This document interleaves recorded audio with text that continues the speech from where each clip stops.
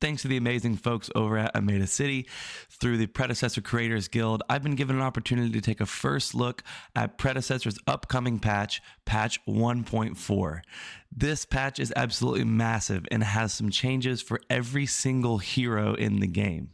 It's also going to bring us our next Predecessor hero, Boris, who's going to be charging his way into Sanctuary. We got a lot to cover in this patch, so let's get to it. Morigesh is a crowd favorite mage that is typically played in the mid lane in Predecessor, although sometimes I have seen people troll their team and play her in support. Don't do that. She's got a big suite of changes coming to her kit in patch 1.4, and we're going to go over those changes now.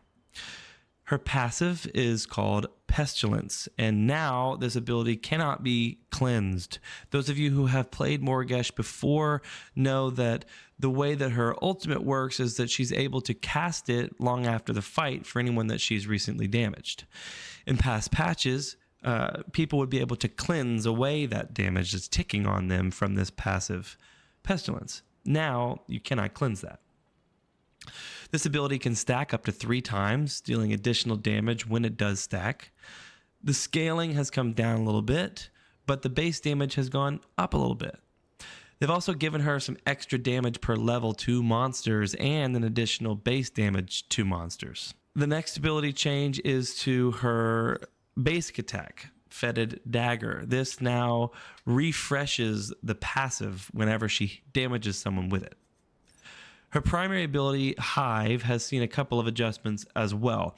This ability is now blink proxy compatible, meaning that she's able to start the animation, blink, and finish the animation to get that further throw, maybe to secure a kill on someone who's trying to escape the fight. The speed of the projectile has come down, but the gravity on the projectile has also come down, so she will be able to throw it a little bit further. This ability now always slows for 50%, decaying over 3 seconds.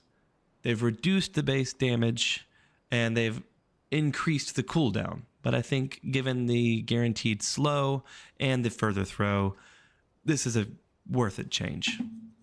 The next change is to her secondary ability, Swarm. This was her primary sustain ability, as when she runs through minions, monsters, and enemies, she was regenerating some health. They've adjusted the way that she heals, but I think that overall this is going to be more reliable healing.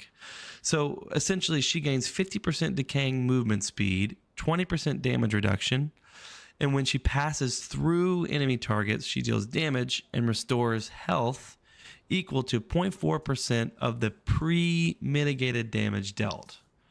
Now that's a big thing because this doesn't take into account the enemy's resistances. It's just the flat damage that she deals.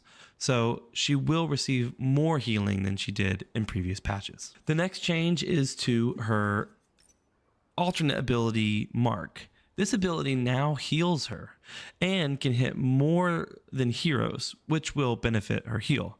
Meaning she can now target minions, monsters, and deployables with this ability, and she will heal on all of those. Let me know what you think about these changes that have come to Morigesh in patch 1.4 and whether you plan on playing her.